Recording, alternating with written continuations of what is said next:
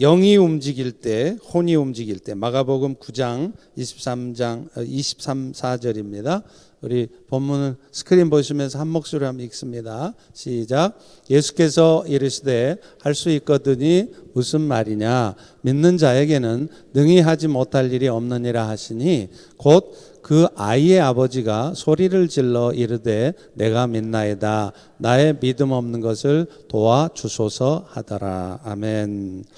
네, 금요일 저녁부터 정말 귀한 은혜의 잔치가 계속되고 있습니다. 혹시 금요일 토요일 날 이 귀한 말씀들을 듣지 못하신 분들은 제가 부탁을 드리는데요. 집에 가셔서 꼭 홈페이지에 들어가셔서 이 말씀을 들어보시기 바랍니다. 어쩌면 여러분의 인생의 터닝 포인트가 될 수도 있습니다. 이미 들어보신 분들은 제가 왜 이 말을 하는지 그 이유를 잘 아실 거예요. 꼭 들어보시기를 부탁을 드립니다. 오늘 이제 마지막으로 우리 말씀 전해주신 고성준 목사님은 서울대학교 수학과를 졸업하시고 미국의 UC 얼바인에서 수학학으로 박사학위를 받으시고 한국에 들어가서 교수 생활을 하시다가 하나님의 부르심으로 수원한학교회를 개척해서 개척 수년 만에 엄청난 부흥을 이루셨습니다. 그래서 아마 오카는 하용조, 이동원, 홍정길 목사님의 그 뒤를 잇는 차세대 한국교회 리더가 되실 것이 거의 확실합니다. 예. 나중에 이제 보세요, 정말. 그래서 오늘 또 저에게 오셔서 정말 귀한 말씀 주시는데 오늘 또 은혜 말씀 주시도록 우리 큰 박수로 한번 환영하겠습니다. 네.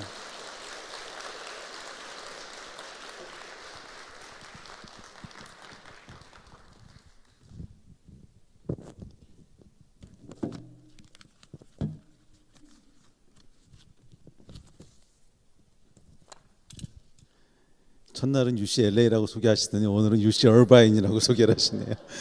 예, UC 버클리에서 하겠습니다.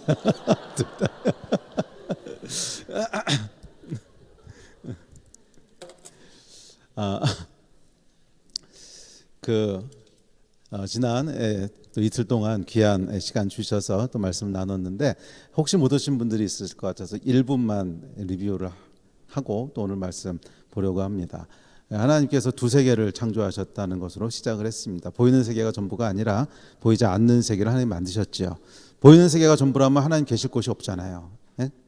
보이지 않으신 하나님, 영이신 분이 영적인 세계에 계십니다. 그래서 그걸 여러 가지 이름으로 성경이 부릅니다. 보이는 세계, 보이지 않는 세계, 이게 제일 많이 사용하는 성경의 표현이고요. 또 가끔은 하늘, 땅 이렇게 부르기도 하고 그렇습니다. 자, 그런데 인간은 하나님께서 특별하게 만드셔서 두 세계를 다 살아가는 존재로 만드셨습니다. 하나님 사람을 창조하실 때 흙으로, 그러니까 보이는 세계에 속한 존재로 만드시고 그 코에 생기를, 하나님의 영을 불어넣으셔서 영적인 존재가 되게 하셨습니다. 그래서 창세기 2장 7절에 보면 그 코에 생기를 불어넣으시니 저가 생령이 된지라. 생령은 영어로 living spirit, 이거 히브리어에 보면 네페시하야. 히브리어 뜻은 뭐냐 하면 호흡, 숨을 쉬는 영이다, 이런 뜻이에요. 그러니까 숨을 쉬는 영, 그러니까 우리가 숨을 쉬는 육체를 갖고 있지만 동시에 영이라고 하는 것을 이야기하고 있습니다. 그래서 어제 저녁에 살펴본 말씀은 우리는 이 땅을 살아갈 수도 있고 하늘을 살아갈 수도 있다는 거예요. 우리가 믿음으로 살아갈 때 비록 우리의 육신은 이 땅에 속해 있지만 우리 주변에 하나님 나라가 임하는 거죠. 믿음을 통해서 하늘로부터 하나님 나라가 임해서 글로벌하게 전부 하나님 나라가 완성되는 건 아니지만 내가 서 있는 땅 주변을 하나님 나라가 덮게 되고 그곳에서 하나님의 능력과 은혜와 사랑과 기쁨과 충만함들이 그곳을 지배하고 다스리게 됩니다. 그래서 우리의 믿는 사람들은 이 땅을 살아가는 것으로 충분하지 않고요, 하늘을 함께 살아가야 됩니다. 그래서 믿음으로 하늘에 있는 것들을, 또 하나님의 나라를 이 땅 가운데 내 주변에 임하게 할 때 그곳에서 하늘에 속해 있는 하나님의 모든 좋은 것들, 능력들, 선한 것들이 내 주변 가운데 이루어지는 줄 믿습니다. 자, 그래서 하늘과 땅이 이제 만나는 때가 있는데, 그래서 창세기 보면 야곱이 돌베개 베고 자다가 하늘과 땅이 연결되는 꿈을 꾸지요. 그래서 사닥다리가 하늘과 땅을 연결하고 천사가 오르락내리락 하는 것을 봅니다. 하늘이 땅에 임하는 걸 본 거죠. 그리고 뭐라 그러냐면 이곳은 하나님의 집이요 하늘의 문이로다. 그러고 그곳에 나중에 성전이 세워지게 됩니다. 그러니까 성전이라고 하는 것은 하늘의 문이라는 거예요. 하늘이 이 땅 가운데 임하는 문이 있는데 그게 성전이라는 겁니다. 그런데 성전은 누구지요? 우리지요. 성령을 모신 모든 사람들이 성전이라 그랬단 말이에요. 그러니까 이 하나님의 아들들은 어떤 존재냐면 하늘을 이 땅 가운데로 끌어내려올 수 있는 사람들이라는 거예요. 그래서 하늘을 여는 열쇠들입니다. 네, 하늘을 여는 문들인 거예요. 그래서 우리를 통해서 피조물들은 허무한 데 굴복하는데 하나님의 아들들이 나타나기를 기다리고 있습니다. 왜? 우리를 통해서 하나님의 나라가 임하기를 기다리는 거죠. 자, 그리고 열쇠가 있는데 그러면 어떻게 하늘을 열 수 있는가 하는 것이 이제 오늘 나누려고 하는 말씀입니다. 그래서 우리 안에 이 하늘을 여는 열쇠는 여러분 어떤 주술이 아니고요. 어떤 특정 장소도 아니고 우리 안에 있는 인격적인 태도입니다. 예를 들면 믿음. 그런 태도들이에요. 이런 태도가 있을 때 그것이 하늘을 여는 열쇠가 됩니다. 그래서 어떤 태도들은 우리로 영으로 살아가게 하고 어떤 태도들은 혼으로 살아가게 합니다. 그래서 우리가 믿음으로 살아간다고 하는 건 뭐냐면 우리 안에 영이 액티베이트 된다는 거예요. 이런 표현들이 조금 낯설긴 하신데 제가 어제 저녁에 말씀 나눴듯이 제가 일부러 낯선 표현들을 막 찾아서 만든 거예요. 오래된 표현들은 용어의 수명이 다 있기 때문에 이게 아무런 영적인 임팩트가 없더라고요. 그래서 성령 충만하면 됩니다. 이렇게 하면은 아무 감동이 없어요. 감동도 없고 임팩트도 없더라고. 너무 익숙한 단어가 되어버린 거예요. 그래서 좀 익숙하지 않은 단어를 만들려고 한 거니까 이 단어 아닙니다. 그냥 이해하십시오. 성령 충만하면 된다는 뜻이에요. 쉽게 얘기하면. 근데 하여간 우리의 영이 액티베이트 될 때가 있고 혼이 액티베이트 될 때가 있어요. 영이 움직일 때 혼이 움직일 때라고 제가 표현을 했는데 하여간 우리의 영이 액티베이트해서 움직일 때 그것이 하늘을 여는 열쇠라는 거예요. 그리고 혼이 액티베이트해서 움직이면 하늘이 열리는 게 아니라 그냥 땅을 살아가게 됩니다. 그래서 우리 안에 있는 여러 마음의 태도들이 영을 움직이기도 하고 혼을 움직이기도 한다는 거예요. 그리고 영을 액티베이트 시키는 태도를 가지고 살아갈 때 하늘이 열리고 우리 주변에 하나님 나라가 임하게 되는 줄 믿습니다. 그래서 오늘은 한 너댓 가지 손을 움직이는 태도는 뭐고 영을 움직이는 태도는 뭔가 비교해 가면서 살펴보려고 합니다. 영으로 살아가는 여러분 되시기를 축복합니다. 자, 첫 번째는 두려움이냐 믿음이냐 하는 거예요. 두려움은 영을 움직이지 않습니다. 혼만 움직여요. 믿음은 영을 움직입니다. 자, 두려움이 우리 삶 가운데 들어오잖아요. 그러면 혼은 마비가 됩니다. 혼은 얼어붙고요. 영은 얼어붙고요. 혼이 부지런히 움직이기 시작합니다. 그러니까 두려운 상황, 어떤 위기들, 위협들, threaten을 받잖아요. 그러면 이게 그 뇌과학에서도 증명이 돼 있더라고요. 뇌과학에 보면 우리 뇌 이 끝쪽에 그러니까 목에서 뇌로 올라가는 그 부분에 RAS라고 하는 신경다발이 있는데 이 신경다발이 뭐냐면 뇌로 올라가는 신호들을 필터링하는 신경의 그 기능을 합니다. 그런데 모든 정보가 다 뇌로 올라가면 과부하가 되거든요. 그러니까 안 되고 중요하지 않은 정보들은 그냥 필터링을 하고 그래서 뇌를 awake하는 정보들이 있다는 거예요. 그걸 필터링하는 게 RAS의 기능인데 어떤 정보가 여러분 뇌를 awake하는 줄 아십니까? 유니크한 것들이 awake해요. 그러니까 익숙한 것들은 뇌를 awake하지 않아요. 그래서 제가 새로운 단어들을 계속 만드는 건데 두 번째는 뭐냐면 threaten이에요. 위협이 있으면 뇌가 액티베이트 됩니다. 그러니까 뇌가 액티베이트 된다고 하는 건 뭐예요? 혼이 움직인다는 거죠. 그래서 위협이 오면 우리는 그냥 그렇게 창조됐어요. 그러니까 하나님 디자인하시기를 위험이 오면 서바이브 해야 되니까 생존해야 되니까 뇌가 막 움직입니다. 그래서 이거 어떡하지? 이대로 있으면 큰일 나는데 도망을 가든지 아니면 무슨 술을 취하든지 은행을 찾아가든지 병원을 찾아가든지 하여간 뭔가 해야 돼. 이 뇌가 부지런히 움직이는 거죠. 그래서 여러분 두려움은 그냥 하나님이 이렇게 창조하셨어요. 뇌가 움직이도록 창조하셨어요. 이게 꼭 나쁜 것은 아닙니다. 그런데 이것만 가지고 살아가면 안 되는 거죠.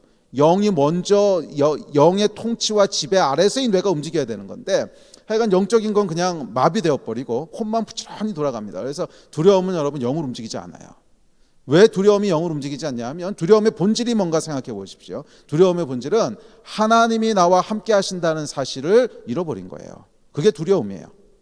아무리 상황이 위협적이고 아무리 threaten이 와도 하나님이 나하고 함께 계셔. 이걸 아는 사람은 이거 위험하구나. 그래도 하나님이 함께 계셔. 두려움이 아니라 믿음으로 움직인다는 거예요. 그러니까 두려움의 데피니션은 뭐냐면 하나님이 지금 나하고 함께 하신다는 사실을 놓쳐버린 거예요. 그게 두려움입니다.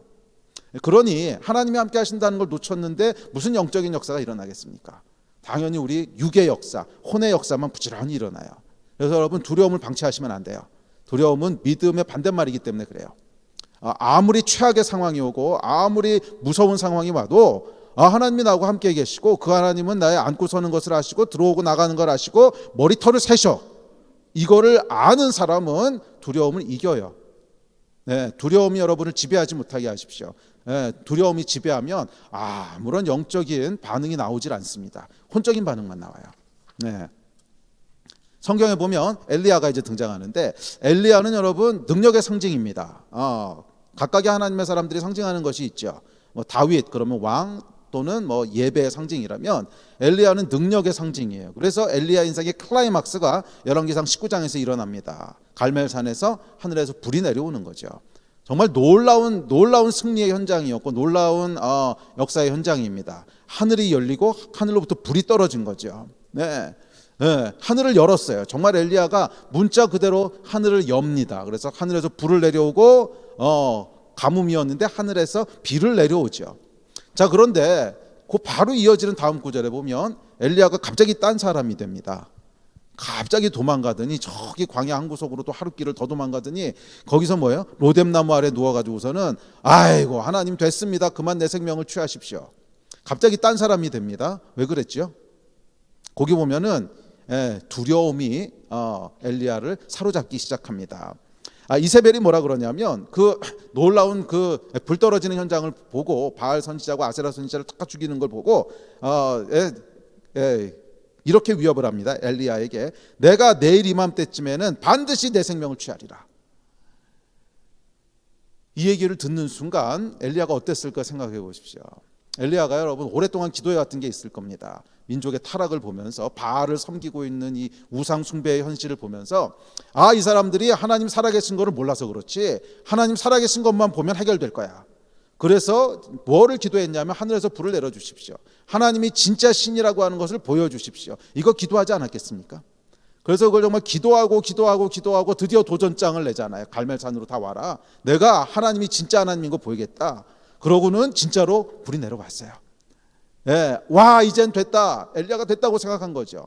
불이 안 내려와서 문제지 불 내려왔으면 끝난 거다. 그런데 놀랍게도 불이 내려왔는데 아합과 이세벨이 요지부동입니다. 전혀 변하지를 않아요. 낙심. 저도 이런 적이 있거든요. 이게 안 돼서 그렇지 이것만 이루어지면 전부 해결될 거야. 그래서 간절히 기도했습니다. 그래서 이루어졌어요. 그런데 사람들은 요지부동 안 변해요. 이러면 이제 낙심이 되는 거죠. 그러면서 이 낙심을 타고 두려움이 들어오기 시작합니다. 이세벨의 위협. 두려움이 들어오니까요. 이 천하의 엘리야가 아무런 능력을 행하지 못해요. 아니 하늘에서 불을 내렸던 사람이 이세벨이 위협하는 게 무슨 위협입니까? 불 내려오면 되는 거 아니에요. 불 내려서 이세벨 죽이면 그만인데 이 두려움에 사로잡혀서 도망가기 시작합니다. 여러분 천하의 엘리야도 두려움이 들어오니까 영이 작동하지 않는 거예요. 영이 그냥 얼어붙는 거예요. 두려움은 여러분 우리를 혼으로 살게 하지 육으로 살게 하지 영으로 살게 하지 않습니다. 두려움에서 나오는 모든 행위들은 그것이 무엇인지 상관없이 영으로 움직이지 않아요. 육의 행위일 뿐이에요. 심지어 예배를 드리고 기도를 하고 뭐 헌금을 하고 해도 그것이 두려움에서 나온 것이라면 영을 액티베이트하지 않습니다. 그래서 예수님께서 율법을 그렇게 싫어하시잖아요. 율법은 여러분 좋은 겁니까 나쁜 겁니까? 좋은 거죠. 하나님 말씀인데 하나님의 법인데 당연히 좋은 겁니다. 그런데 왜 율법을 그렇게 질타하시죠? 그리고 또 예수님 뭐라 그러시냐면 내가 율법을 폐하러 온 줄로 생각하지 마라. 율법을 완성하러 왔노라. 뭐 어쩌자는 거죠. 하라는 거예요 말라는 거예요. 그러니까 이게 율법을 지키느냐 안 지키냐 이슈가 아니라는 거예요. 그러면 왜 지키려고 하느냐는 이슈죠. 아무리 너희가 율법을 지키려고 해도 지켜도 두려움에서부터 하는 거 아무 소용없다는 거예요. 그것은 영적인 반응이 아니라는 거예요. 율법을 지키되 감사함으로 좋아서 열정을 가지고 또 하나님 사랑함으로 그렇게 지키는 것이 영적인 반응이지 아무리 너희가 하나님의 말씀을 지키고 율법을 따라도 두려움에서부터 나온다면 육의 반응이지 영의 반응은 아니라는 거예요. 그래서 예수님께서 율법을 질타하십니다. 그러니까 율법이 상징하는 건 뭐냐면 두려움이에요. 두려움은 혼의 반응을 일으킵니다. 사울 왕이 위기에 처했습니다. 전쟁을 하고 있는데 적군에게 포위를 당했습니다. 사무엘이 와가지고서 제사를 드려주겠다고 했는데 오는 게 늦어지네요. 이 군사들의 마음이, 병사들의 마음이 전부 다 나뉘어져가지고 도망가기 시작합니다. 이대로 가면 필패해요. 죽어요. 그래서 사울이 스스로 제사를 드립니다. 이 사건을 통해서 사울 왕이 이제 폐위되게 되죠. 하나님이 이제 버리시는데 도대체 뭐가 그렇게 문제였을까요? 사울이 여러분 우상 숭배하자 그런 거 아니잖아요. 바알 섬기자고 선동한 것도 아니잖아요. 물론 레위인이 아니니까 제사 드리면 안 되는데 그래도 이게 뭐 우상 숭배한 것까지는 아닌데 여기 핵심은 뭐냐면 사울이 왜 이 행동을 했냐는 거예요. 사울이 했던 이 행동은 두려움에서부터 기인한 거죠. 그리고 하나님께서는 두려움에 기인한 행동을 영적으로 카운트하지 않으신다는 거예요. 그것은 그냥 내 육체의 반응이고 내 혼의 반응이지 영의 반응이 아니라는 거예요. 나쁜 거 한 거 아닙니다. 제사 드리는 거였고요. 또 율법 지키는 거였고요. 이게 뭐 좋은 거잖아요. 그런데도 두려움에서부터 나오는 거. 어떤 분들은 그렇습니다. 두려움에서 헌금하시는 분들도 있어요. 두려움에서 헌금하시는 분들. 헌금이 뭐 좋은 거지만 두려움에서 헌금한다면 그것은 영적인 임팩트는 없습니다. 사실 아주 엄밀하게 얘기하면 헌금이 아닌 거죠. 내 두려움을 땜빵하기 위해서 그냥 내가 낸 돈이지 그게 하나님께 드려진 건가? 아니 여러분, 헌금은 감사와 감격과 사랑 가운데 드려져야 영적인 헌금인 거지. 그렇지 않고 두려움에서 헌신하는 분들도 있어요. 이거 안 하면 꼭 벌 받을 거고 죽을 것 같고 그건 영적인 반응이 아니라는 거예요. 그냥 혼의 반응이지 두려움이 아닙니다. 골리앗은 여러분 두려움을 상징하는 사람입니다. 이 커다란 거인이 나타나가지고서 40일 주야를 하나님을 모독하고 하나님의 백성을 욕하는데 아무도 나서는 사람이 없습니다. 왜? 두려움이 여러분 영을 마비시킨 것뿐만이 아니라 혼과 육도 그냥 얼어붙게 했습니다. 두려움은 여러분 영을 움직이지 않아요. 영을 액티베이트하지 않아요. 또 여호수아, 모세가 죽습니다. 그리고 여호수아가 이제 백성들을 이끌고 요단강을 건너가서 전쟁을 해야 됩니다. 도와 전야예요. 요단강 건너기 전날인데 그날 하나님께서 나타나서 이렇게 말씀하십니다. 내가 내게 명령한 것이 아니냐? 강하고 담대하라. 두려워하지 말며 놀라지 말라. 내가 어디로 가든지 내 하나님 여호와가 너와 함께하느니라 하시니라. 자, 하나님이 나타나셔서 여호수아에게 뭐라 그러냐면 두려워하지 말래요. 이 얘기를 바꿔 얘기하면 뭘까요? 두려워하고 있었다는 거죠. 아니 두려워하지 않는데 나타나셔서 두려워하지 마. 이게 넌센스잖아요. 두려워하니까 두려워하지 말라 그러신 거죠. 여호수아가 지금 두려워하고 있습니다. 뭐 이해는 돼요. 모세가 죽었잖아요. 그 전까지는 믿을 구석이 있었어요. 모세. 뭐 아무리 어려운 일이 생겨도 일단 모세한테 가지고 가면 모세가 누굽니까? 바위에서 물을 내고 바다를 가르고 또 손을 들면 전쟁에서 이기는 뭐 하나님의 사람 아닙니까? 믿을 구석이 있었던 거죠. 그런데 그 모세가 죽었습니다. 여호수아가 다 책임을 져야 돼요. 더군다나 전쟁을 해야 되는데 전쟁을 해본 적이 없는 백성입니다. 얼마나 두려웠겠어요. 하나님께서 나타나셔서 말씀하시는 거예요. 지금부터 하늘이 땅에 임하는 역사가 일어나야 되는데 그렇잖아요 여러분. 여호수아 전쟁을 보면 이거는 땅에서 일어나는 전쟁이 아닙니다. 태양이 멎어요. 달이 멈춰요. 여리고가 그냥 무너져요. 뭐 전쟁한 것도 아니고 그냥 돌기만 했는데 여리고가 무너져요. 하늘이 임하는, 태양이 멈추고 여리고가 무너지는, 하늘이 이 땅 가운데 임하는 놀라운 역사가 일어나야 되는데 그 열쇠가 되는 사람이 누구예요? 여호수아 아닙니까? 네가 그 문을 열어야 되는 사람인데 네가 지금 두려움에 사로잡혀 있으면 그 문을 어떻게 열겠냐는 거예요. 그 문을 어떻게 열겠냐는 거예요. 혼과 육의 전쟁을 할 거냐는 거예요. 하늘이 열리지 않으면 혼과 육의 전쟁을 해야 되는데, 혈과 육의 전쟁을 해야 되는데 그렇게 할 거냐는 거예요. 아니잖아요. 그렇다면 하늘의 전쟁을 네가 기대한다면 두려워하면 안 된다는 거예요. 그래서 두려움을 제거하십니다. 그러니까 하나님께서 일하실 때 보면 항상 두려움을 제거하세요. 두려움을 가지고서는 영적인 임팩트가 일어나지 않기 때문에 그렇습니다. 또 엘리야도 마찬가지입니다. 가뭄으로 인해서 죽음의 두려움 앞에 있던 사르밧 과부에게 엘리야가 이렇게 얘기합니다. 엘리야가 그에게 이르되 두려워하지 말고 가서 내 말대로 하려니와. 그러니까 엘리야가 말이에요. 그냥 사르밧 과부에게 네가 믿음으로 가서 가루로 떡 만들어 와, 이렇게 한 게 아니고 먼저 뭐예요? 두려워하지 말고. 그러면서 무슨 기적이 일어납니까? 그곳에 기름이 떨어지지 않고 이 곡식이 끊이지 않는 하늘의 기적이 일어나죠. 그런데 그 조건이 뭐예요? 두려워하지 말고. 두려움이 있어서는 절대로 영적인 임팩트가 일어나지 않는다는 거예요. 두려워하지 말고 믿음으로. 자, 그래서 영이 움직이기 전에 반드시 먼저 선행돼야 될 게 있어요. 그것은 두려움을 몰아내는 것입니다. 어떻게? 믿음으로. 여호수아에게 뭐라 그러셨어요? 네가 어디로 가든지 내가 함께 할 거야. 이게 두려움을 몰아내는 열쇠지요. 네가 어디로 가든지 내가 너와 함께 할 거야. 이것을 믿으라는 거예요. 여러분이 어디로 가든지 간에 하나님이 함께 하실 거라는 거예요. 그분은 우리 아버지세요. 이 아버지는 여러분 자녀들에게 눈을 떼지 않습니다. 항상 지켜보고 있고요. 들어오던 나가던 앉았던 일어섰던 머리카락 하나까지 세신 그 하나님께서 우리와 함께 하세요. 저와 여러분과 함께 하세요. 이것을 믿는 순간 어떤 상황 가운데서도 두려움에 휘말리지 않습니다. 여호수아에게 하신 말씀이에요. 너는 강하고 담대하라. 두려워하지 말라. 내가 어디로 가든지 내가 너와 함께 하느니라. 아멘. 이 믿음이 우리 안에 실제가 돼야 돼요. 이 믿음이 우리 안에 실제가 될 때 하나님 나라가 내 삶의 실제가 돼요. 그러니까 믿음이 추상적이고 아직 실제가 아니면 하나님 나라도 추상적이에요. 그러니까 우리가 살아가는 삶 가운데 왜 구체적인 하나님 나라를 보지 못하고 구체적인 하나님 나라를 잡지 못하는가? 우리 안에 있는 믿음이 구체적이지 않고 추상적인 거예요. 우리 안에 있는 믿음이 진짜가 되면 내 삶의 하나님 나라도 진짜가 됩니다. 이게 영적인 원리예요. 이 얘기는 나중에 기회 있으면 다니엘 이야기 가지고 조금 더 풀면 이해가 쉬울 텐데 하여간 그것까지 오늘 할 시간은 없고 하여간 믿음이 실제가 돼야 돼요. 믿음이 실제. 그러니까 이야기 나온 김에 다니엘 여러분 창문을 열고 기도하잖아요. 아니 창문 닫고 기도하면 아무 문제도 안 생기는데 왜 창문 열고 기도해요? 이상하잖아요. 그런데 창문을 열고 기도하는 순간 믿음이 실제가 되는 거거든요. 내 믿음은 진짜야. 사자굴에 들어가도 하나님이 나하고 함께 하셔. 설령 죽이셔도 할렐루야야. 믿음이 실제가 되는 것을 상징하는 거예요. 창문을 열고 기도하는 게. 그랬을 때 사자굴에 실제가 일어나잖아요. 하나님께서 함께 하시는.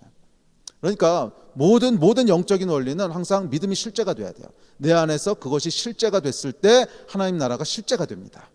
그러니까 실제 하나님 나라를 경험하지 못하는 이유는 내 안에 믿음이 실제가 아직 안 된 거예요. 그러니까 쉽게 얘기하면 간증이 나오지 않는 이유는 내 삶 가운데 믿음이 아직 실제가 되지 않은 거예요.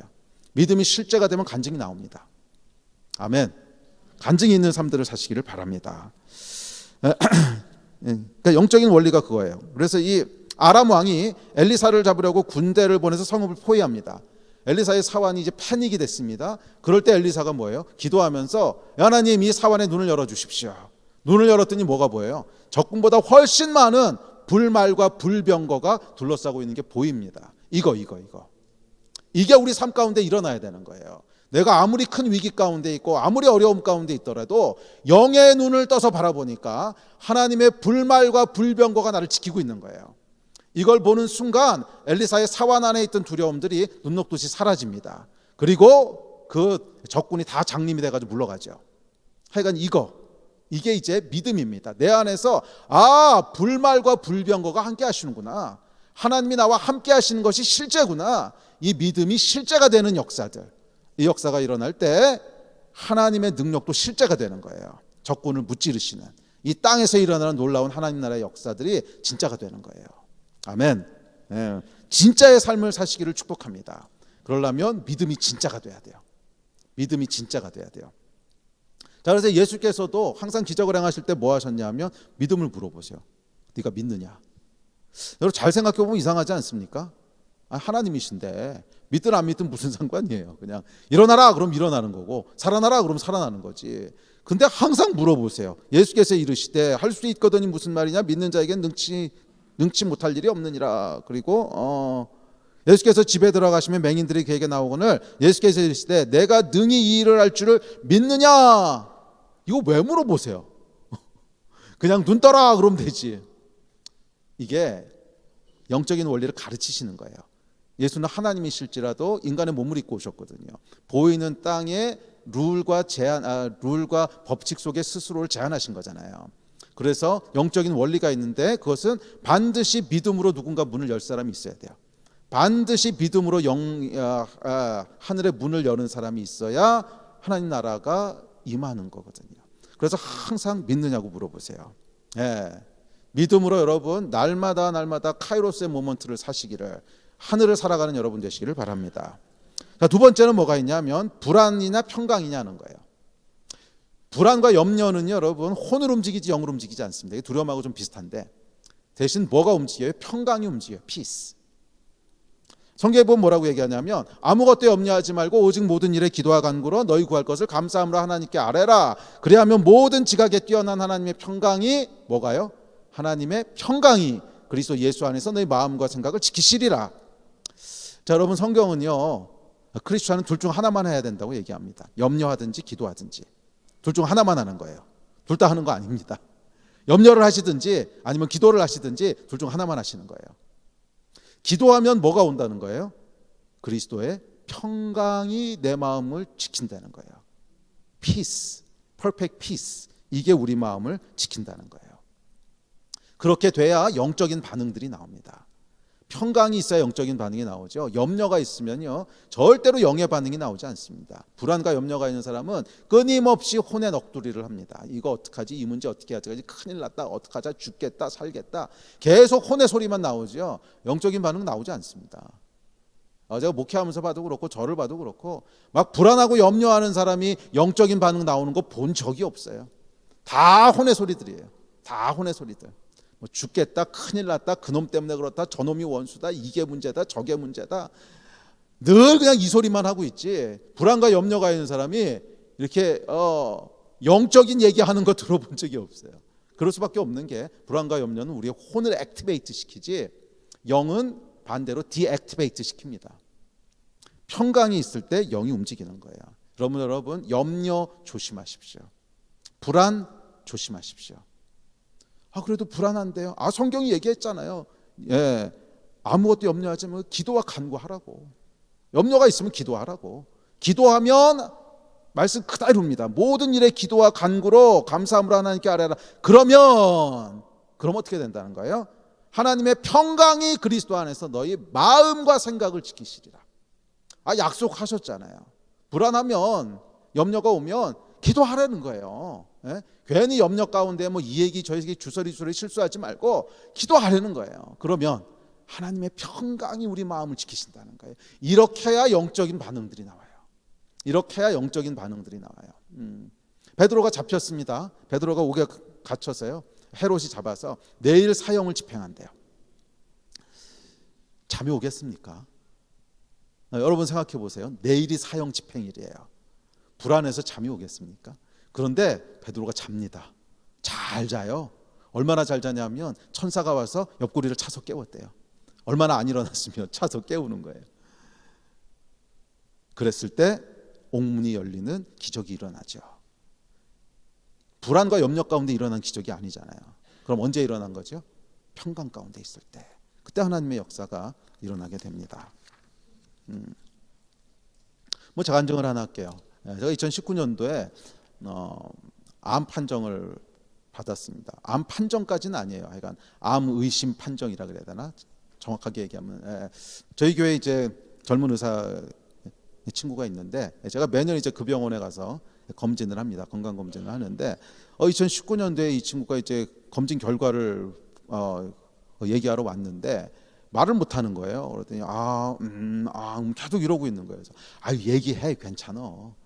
그랬더니 목사님 빨리 큰 병원에 가보십시오 이러는 거예요. 그래서 왜? 그랬더니 그 폐에서 뭔가가 보이는데 이게 아무리 봐도 암세포라는 거예요. 그래서 자기가 너무 걱정이 돼가지고서 자기 동료 의사 여러 명을 붙잡고 이렇게 물어봤대요. 어떻게 생각하냐고. 근데 다 의견이 똑같다는 거예요. 이거 암이라고. 꽤 크다고. 그래가지고서 이제 바로 서울대학병원을 갔습니다. 바로 서울대학병원을 가서 폐 전문의를 만났어요. 그랬더니 의사가 이렇게 보더니 이거 암이라고, 그러니 수술해야 된다고. 그러니까 이거는 사이즈도 이미 너무 크고, 그래서 이렇게 떼낼 거 어쩌고 저쩌고 할 게 아니고 바로 수술부터 일단 해야 된다고. 그래서 수술 날짜를 잡재요. 그래서 뭐 한 달 뒤쯤으로 잡았습니다. 근데 딱 수술 날짜를 잡고 이렇게 병원을 나오는데 정말로요, 완벽한 평강이 임하는 거예요. 저는 그런 경험이 그렇게 많지 않은데 막 너무 평안하고 너무 감사하고 걱정이요 정말 하나도 안 돼요. 저를 여러분 이렇게 뜬금없는 사람으로 생각하지 마십시오. 제가 이래봬도 수학자입니다. 강박적 완벽주의가 있는 사람이고요. 플랜 B가 없으면 불안해서 잠을 잘 못 자는 사람이고, 근데 이게 아무 대책이 없는 거잖아요. 그러고 어쩌면 내 인생이 여기까지일 수도 있겠구나, 어쩌면 내 사역이 여기까지일 수도 있겠구나 하는 생각이 드는데 그냥 감사만 나오는 거예요. 아유, 하나님이 이렇게 놀라운 인생 살게 하셨고, 아유, 내가 살고 주는 게 의사의 손에 달렸겠냐, 결국 하나님이 하시는 거고, 살려도 하나님이 살리시는 거고, 죽이면 그게 할렐루야인 거고, 만약 죽이신다면 더 살지 않는 게 나한테 좋은 걸 거야. 만약 더 살면 뒤에 사고 쳤을 거야. 뭐 그냥 완벽한 평강이 있는데 정말 너무너무 평안해가지고서 그 다음 주부터 제가 이제 중동에 큰 그 사역이 있었습니다. 그 중동에는 로컬 패스터들 전부 다 모아놓고 거기서 이제 뭐 사역하고 하는 굉장히 중요한 미팅이 있었는데, 그래서 비행기 타고 날아가가지고서 거기 뭐 중동에서 있는 목사님들 다 섬기고 거기 있는 선교사들 다 돌보고 상담해주고 정말 너무너무 기쁘게 너무너무 열심히 막 잠도 안 자고 그러고 사역하고 돌아왔어요. 아무 걱정이 없었어요. 정말 아무 걱정도 없고 그리고 돌아와가지고 수술을 받아야 되니까 병원에 갔습니다. 그래서 서울대학병원에 가서 수술하기 전에 한 번 더 이제 검사해 보자고. 그래서 검사했는데 아무것도 없다고 가래요. 남의 일이라고 별로 안 기뻐하시는구나.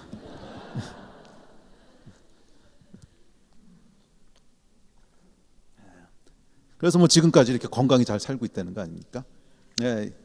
이게 누가 하셨겠어요? 하나님이 하신 거죠. 언제? 평강 가운데 있을 때. 막 두려움과 조바심과 막 조바심으로 뭐 행하는 건 항상 실패해요.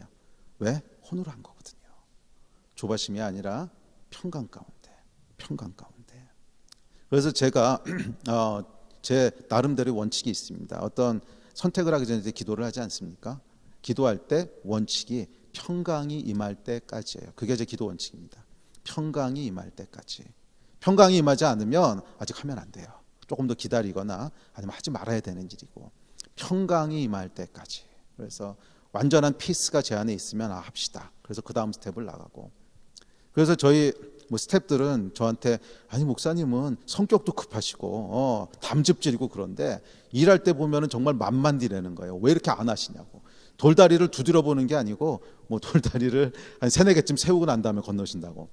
근데 그건 제가 성격 때문에 그런 게 아니라 제 안에 있는 영적인 원리 때문에 그래요. 평강이 임하지 않으면 안 합니다. 아무리 급하다고 떠들어대도 안 해요. 아무리 급하다고 해도 기다려. 정말 하나님이 하실 일이면 우리가 기다려도 하나님 하시고, 조바심으로 행하면 안 돼. 조바심으로 행하면 실수해. 평강이 임할 때까지 여러분 기다리셔야 돼요. 평강이 임할 때까지. 아멘. 평강 가운데 하나님이 역사하십니다. 그다음에 세 번째는 분노냐 사랑이냐, 미움이냐 사랑이냐. 분노나 미움은요 여러분 절대로 영으로 움직이지 않습니다. 당연한 거죠. 분노나 미움은 하나님의 속성이 아니거든요. 사랑과 긍휼이 하나님의 속성이지요. 그게 있을 때 영이 움직입니다. 여기서 조심해. 성경에 보면 모세가 말이에요. 바위를 쳐가지고 물을 냅니다. 근데 하나님이 화를 내세요. 나의 거룩함을 나타내지 않았다고. 뭐가 문제죠? 마음의 동기가 문제인 거죠. 분노로 하잖아요. 너희가 언제까지 이렇게 하나님을 시험할 거냐, 이 분노로 하잖아요. 옳은 일을 했는데 분노로 했어요. 이건 영적인 일이 아니라는 거예요. 모세조차도 하나님이 그렇게 하면 안 된다고 얘기하십니다. 옳은 일은 옳은 동기로. 반면 스데반은 여러분 죽는 순간에도 이 죄를 그들에게 돌리지 마옵소서, 분노가 아니라 사랑을 가지고 합니다. 그랬을 때 하늘이 열리잖아요. 하늘이 열리고 예수께서 보좌에 서 계신 걸 보죠. 대표적으로 신약 성경에 나오는 하늘이 열리는 순간인데, 뭐가 하늘을 열었어요? 스데반의 긍휼과 사랑이 하늘을 열잖아요. 저는 현대 사회가 현대 기독교가 맞이하고 있는 가장 큰 적이 두 개가 있다고 믿는데 하나가 이슬람이고요. 하나가 인본주의입니다. 인본주의, 세속주의. 이게 교회 안에까지 얼마나 깊숙이 들어와 있는지 몰라요. 그러니까 세속주의라고 하는 건 뭐냐면 혼의 힘으로 옳은 일을 하고 싶어 하는 게 세속주의예요. 영의 힘으로 옳은 일을 해야 되는데 혼의 힘으로 옳은 일을 하겠다고 하는 게 세속주의. 이거는 결국 결과가 어떻게 되냐면 자기 의로 끝납니다. 왜? 혼은 자기중심적이니까. 자기가 옳은 일을 했다고 해서 의로워지고 끝나는 거예요. 근데 이게 옳은 일을 잘못된 동기로 하는 건데 대표적인 게 뭐냐면 막시즘입니다. 막시즘. 여러분 이 막시즘의 영향이 지금까지도 굉장히 큰 거 아세요? 예. 그러니까 특별히 컬처럴 막시즘이라고 해가지고서 이 마르크스가 처음에 그 막시즘을 디자인할 때 옳은 걸 하려고 그랬던 거예요. 예? 예. 뭐 가난한 사람 없게 하자, 모든 사람이 평등하게 살자, 얼마나 좋은 겁니까? 그런데 그 가치는 어쩌면 성경에서 온 거예요. 그런데 문제는 뭐냐면 동기가 잘못됐어요. 동기는 뭐냐면 미움과 분노예요. 그러니까 마르크시즘의 기본적인 얼개는 뭐냐면 변증법이라고 부르죠. 변증법이 정반합이라고 부르는데 이게 뭐 그렇게 어려운 내용이 아니고요. 정반합은 뭐냐면 둘로 나눠서 피 터지게 싸우면 뭔가 선한 게 나온다. 이게 정반합이에요. 그러니까 이 정반이라 그래서 이 막시즘은 항상 나눕니다. 가진 자와 가지지 못한 자, 프로레타리아와 부르조와 그다음에 뭐 노동자와 고용인, 뭐 심지어 남자와 여자, 또 유색인종과 백인, 뭐 흑인과 백인 계속 나눠요. 그렇게 해서 서로 미움이 있게 하고 갈등이 생기면 그 갈등 가운데 사회가 발전하는 역사들이 일어난다는 거예요. 이게 기본적인 이제 컨셉입니다.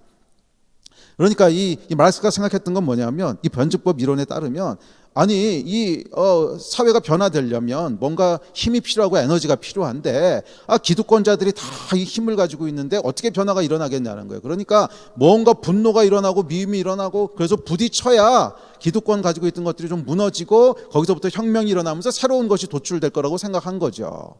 뭐 아주 그럴듯한 생각입니다. 혼의 생각. 하나님은 그렇게 생각 안 하셨어요. 세계를 개혁하려고 오신 분이 예수 그리스도신데 그분은 자기의 생명을 주심으로 세상을 바꾸려고 하셨지 언제 정반합을 가지고 세계를 바꾸려고 하셨습니까? 그러니까 이게 여러분 분노와 미움의 에너지를 분노의 에너지를 가지고 사회를 바꾸겠다고 하는 것이 과연 선한 결과가 나올까요? 선한 결과가 나올 수가 없죠. 그런데 이게 지금 너무 깊숙이 우리 사회 가운데 들어와 있고 교회 가운데도 들어와 있어요. 네, 그러니까 미국 같은 경우에는 뭐 특별히 Black Lives Matter 뭐 이런 운동들을 보면 뭐 저는 그 결론적인 거에 대해서는 충분히 공감하고 동의합니다. 당연히 그분들의 차별이 없어야 되고 당연히 그런데 그것이 분노의 기초에서 이런 변화를 일으키죠. 그게 과연 성경적일까? 이게 정말 조심해야 될 파트예요. 그래서 옳은 일을 분노로 하려고 하는 그건 영적인 임팩트가 일어나지 않습니다. 항상 긍휼과 사랑이 영을 움직이죠. 분노와 미움은 혼을 움직여요. 혼으로 살아가게 합니다. 자, 네 번째, 낙심 또는 후회냐 소망이냐. 이게 후회나 낙심은 여러분 혼을 움직이지 영을 움직이지 않습니다. 반대로 소망은 영을 움직입니다. 제가 금요일하고 토요일하고 이제 간증하면서 그 간증에 나왔던 사람들 뒷이야기를 이제 안 했는데 뒷이야기를 잠깐 나눌게요. 한 10여 년 전에 이제 그 자매 선교사가 30대 나이로 소천을 했습니다. 여러분 아시는 이제 반준하 선교사님 사모님이셨는데 지금 계신 사모님은 이제 나중에 재혼하셨어요. 재혼하셔서 다시 선교사로 들어가신 거고 첫 번째 사모님이 소천하셨는데 뭐 그리고서는 굉장히 낙심했죠. 정말 낙심했습니다. 그래서 저도 사실 우울증 비슷했고 준하 선교사도 사실 우울증 비슷했고 그래서 만나면은 1시간 동안 아무 얘기도 안 하고 둘이 그냥 땅만 쳐다보고 있고 뭐 할 얘기가 없는 거예요. 네. 아주 가까운 후배인데도 그랬는데 그렇게 낙심해 있을 때는 아무런 영적인 역사가 안 일어나요. 그런데 결국 하나님께서 다시 회복시키시고 소망을 갖는 거죠.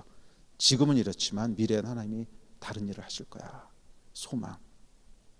또 30대에 소천했던 2021년에 소천했던 제 젊은 선교사도 그 사모님 35살 딸 하나 있고 하늘이 무너지는 거죠. 정말 한 1, 2년 동안 힘든 시간을 보냈습니다. 그런데 낙심해 가지고 있을 때는 결국 아무런 해답이 안 나오더라고요. 그러나 소망을 갖기 시작했을 때 그래도 하나님 다른 계획을 가지고 계실 거야. 하나님이 미래엔 다른 일을 하실 거야. 결국 이 두 사람이요 다 다시 선교지로 들어갔습니다. 이 30대 젊은 미망인이 된 이분도 딸 데리고 선교지로 다시 들어갔고, 소망. 또 그 제가 어저께 간증했던 뭐 기도 아무 일도 안 일어나는데 그냥 가는 게 어디 있어 했던 그 초신자 이 자매, 대학교 1학년이었는데 그 자매는 지금 이집트에 벌써 들어간 지 10년이 훨씬 넘었습니다. 장기 선교사로 살고 있고, 이 자매 아주 똑똑한 자매였어요. 아주 한양대 기계공 건축과를 졸업했는데 졸업할 때 총장상을 타고 졸업했어요. 그래서 사실은 원하는 직장을 다 갈 수 있는 그런 이제 자리였는데, 그 장님 눈 뜨는 사건이 이 자매의 인생을 완전히 바꾼 거죠. 그래서 중동 선교사로 가겠다고 헌신을 하고 비즈니스를 시작을 했습니다. 중동 쪽에. 그래서 비즈니스 에즈 미션으로 들어가겠다고 젊은 자매 둘이서 시작을 했는데, 여러분 한국에서 벤처를 시작해도 망하는데 중동에서 벤처 시작하면 성공하겠습니까? 당연히 망하지요. 완전히 망해가지고 이제 저도 투자 엄청 했는데 완전히 망해가지고 이제 울면서 왔습니다. 그래서 괜찮아 다시 하면 돼. 그래서 또 시도했어요. 또 망했어요. 또 시도했어요. 또 망했어요. 망했을 때 여러분 그냥 후회와 낙심과 좌절 가운데 있으면 거기서 끝나는 거예요. 아무 역사도 일어나지 않아요. 영적인 역사는 언제 일어나냐면 계속 소망을 붙잡는 거예요. 계속. 그래도 하나님 뭔가 하실 거야. 나를 보내신 분 하나님이시고 그래도 뭔가 행하실 거야. 그래서 결국 다시 이집트에다 비즈니스를 시작했는데 이제 뭐 스킨케어하고 화장품 수입해서 팔고 뭐 이런 이제 비즈니스를 시작을 했습니다. 근데 대박이 났어요. 정말 대박이 난 게 어느 날 아주 허름한 데서 했거든요. 돈이 없으니까 진짜 허름한 데서 했는데 거기에 중동 전체에서 가장 유명한 영화 배우가 찾아왔습니다. 그러니까 한국으로 치면은 뭐 안성기 같은 분이에요. 와이프도 가장 유명한 여배우예요. 한국으로 치면 뭐 고소영, 전지현 뭐 이런 분이에요. 그 사람들 옛날 사람인가? 여러분들이 옛날 분들이잖아요. 저희 청년들한테 이렇게 얘기하면 안 통해요. 저희 청년들한테는 한소희가 왔어 뭐 이래야 되는데 그러니까 그런 사람들이 이제 찾아온 거예요. 그러고는 너무너무 만족을 하면서 자기 SNS에다가 막 광고를 올리기 시작하면서 사우디 공주가 찾아오기 시작했습니다. 이러면서 대박이 나가지고서요. 뭐 지금 이제 프랜차이즈 하자고 난리가 났습니다. 자, 소망.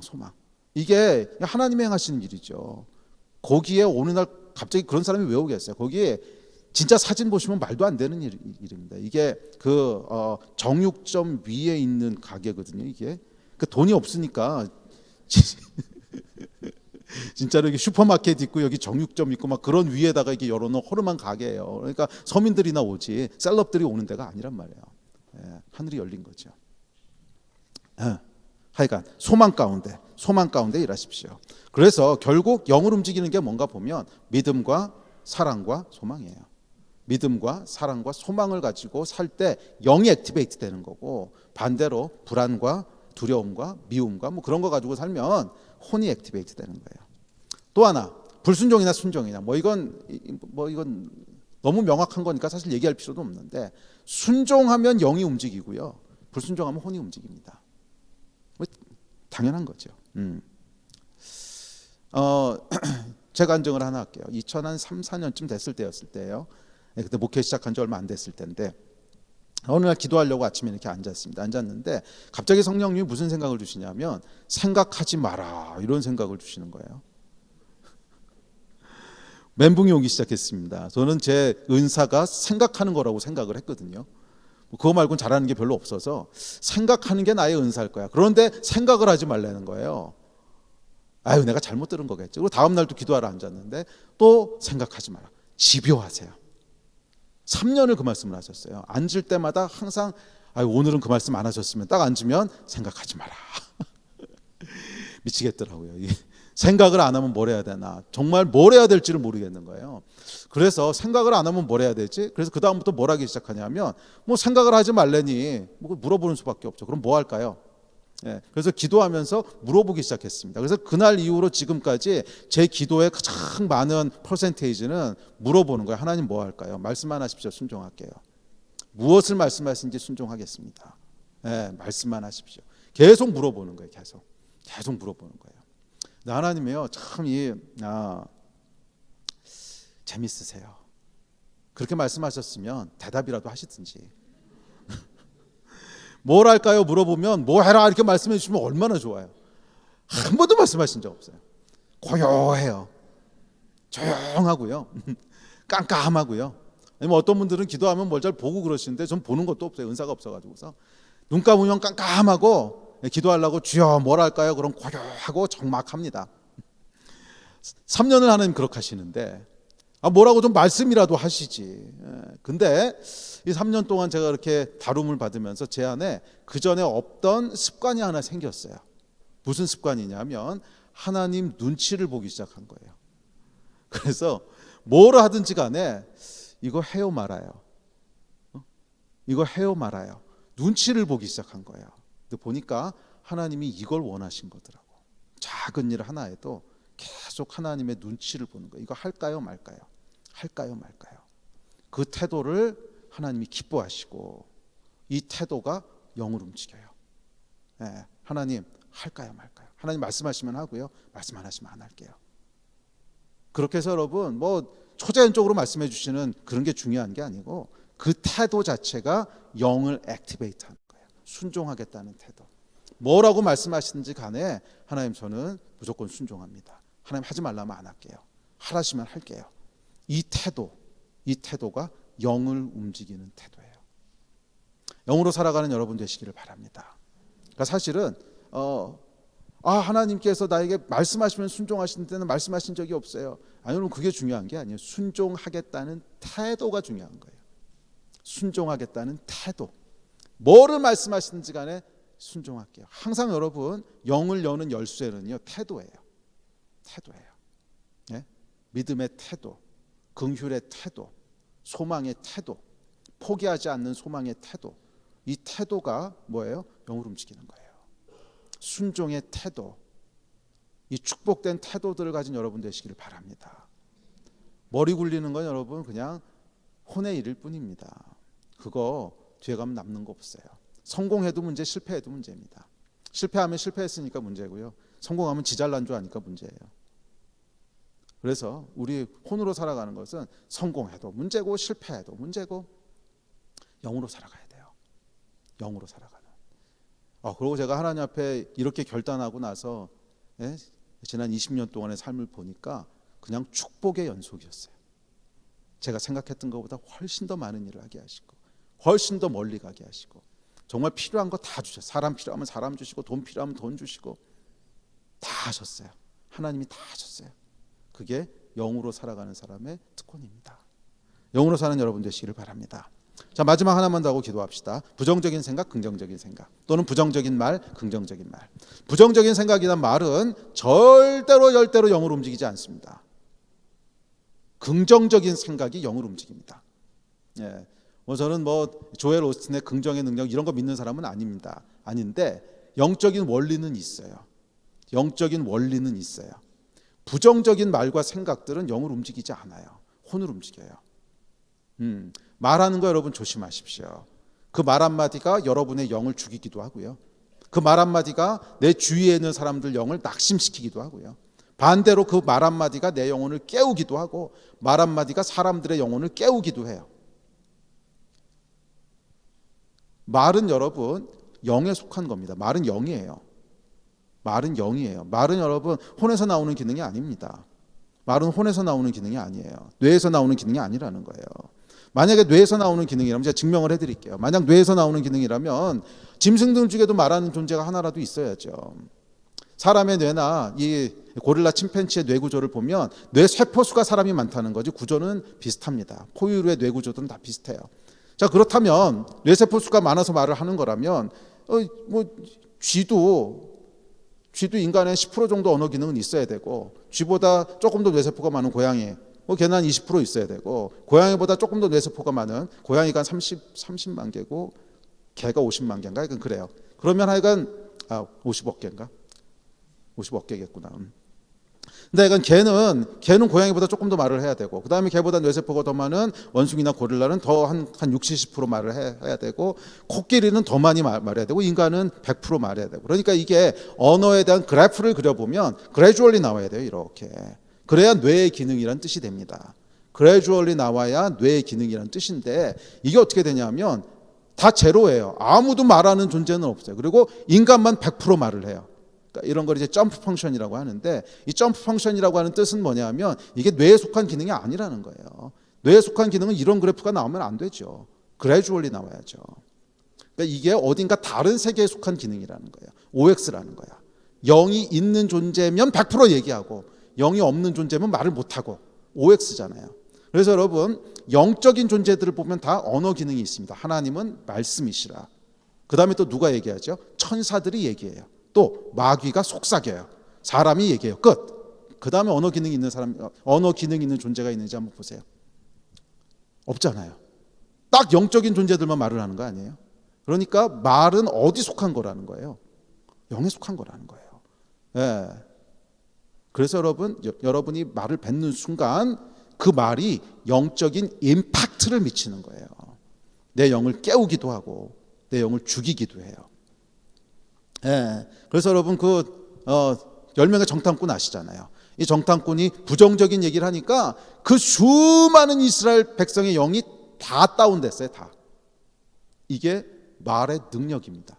말 함부로 하지 마세요. 비판적인 말, 부정적인 말, 뭐 왜 안 돼, 뭐 저놈 때문에 그랬고, 뭐 이게 문제고 저게 문제고, 죽겠네 살겠네. 이게 진짜 우리 영을 죽여요. 우리 영을 다운시킨단 말이에요. 살리는 말을 하세요. 그러니까 제 안에도 여러분 그런 경험들이 있습니다. 이걸 할까 말까. 상식적으로는 하면 안 돼. 이거 좀 무리한 일인 것 같고 두렵고 막 그래요. 근데 믿음으로는 해야 될 것 같아. 그래서요, 믿음의 말을 선포를 합니다. 이거 합시다. 하나님이 하라 그러십니다. 하는 순간에 내 영이 깨나더라고. 그러면 마저 이거 해야지. 막 믿음이 생기고 내 영이 깨나고. 언제? 말로 선포할 때. 말은 여러분 영적인 능력이 있는 거예요. 말은 영이에요. 저희 할머님 지금 소천하셨는데 이분 일제시대 분이신데 영어로 방언을 하셨어요. 영어로 방언하는 거 말고 in English. 일제시대 분이 영어 한마디도 모르시는 분이죠. 근데 기도하다 보면 어느 순간 퍼펙트 잉글리시로 기도를 하십니다. 제가 그거 보고 자랐거든요. 이거 어디서부터 왔겠어요? 뇌에서부터 나온 기능이라면 이게 어떻게 일어나요? 아니죠. 영에 속한 기능이라는 거예요. 예, 믿음으로 사십시오. 아멘. 예. 영을 움직일 수가 있고 혼을 움직일 수가 있어요. 영을 움직이는 선택들을 계속 하셔야 돼요. 영을 움직이는 선택들을 계속 하셔야 돼요. 믿음의 말들을 하셔야 되고요. 예. 그래도 저 사람 저거 문제 많고 저 사람 저대로 놔둬도 됩니까? 말해줘야 되지 않아요? 여러분이 말 안 해도 진짜 문제 있으면 누군가 얘기해요. 그러니까 악욕은 그 사람한테 하게 하시라고요. 내가 왜 악욕을 합니까? 내가 내 영이 죽는데. 저는 그거 하기 싫어요. 예. 악욕은 누군가 합니다. 왜? 남 욕하고 남 비판하는 게 세상에서 제일 재밌는 일이기 때문에 내가 안 해도 다 해요. 여러분 염려 안 하셔도 돼요. 그거는 안 할 리가 없어. 세상에서 가장 재밌는 일인데 왜 안 하겠어요? 이미 누군가 다 합니다. 나는 괜히 악역 맡지 말고요. 예? 하나님 나라에서 선한 역을 맡아야 될 거 아니에요.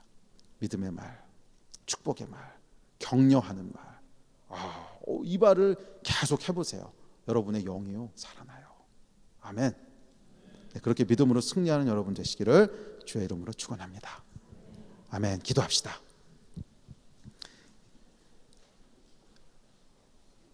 예, 하나님, 우리 귀한 성도분들 예수 그리스도의 이름으로 축복합니다. 영으로 살아가는 성도들 다 되게 하여 주시고 혼과 육으로 반응하는 자들 되지 않게 하여 주십시오. 믿음과 사랑과 소망으로 살아가게 하여 주시고 순종함으로 살아가게 하여 주시고 축복하는 말들로 살아가게 하여 주셔서 혼이 아니라 영으로 살아가는 놀라운 축복들이 평생 따르게 하여 주시옵소서. 날마다 영이 깨어나게 하시고 날마다 영이 충만하게 하셔서 정말 하나님 나라를 이 땅 가운데 흘려보내며 펼쳐내는 귀한 성도님들, 교회들 다 되게 하여 주시옵소서. 감사합니다. 주 예수 그리스도 이름으로 기도했습니다. 아멘.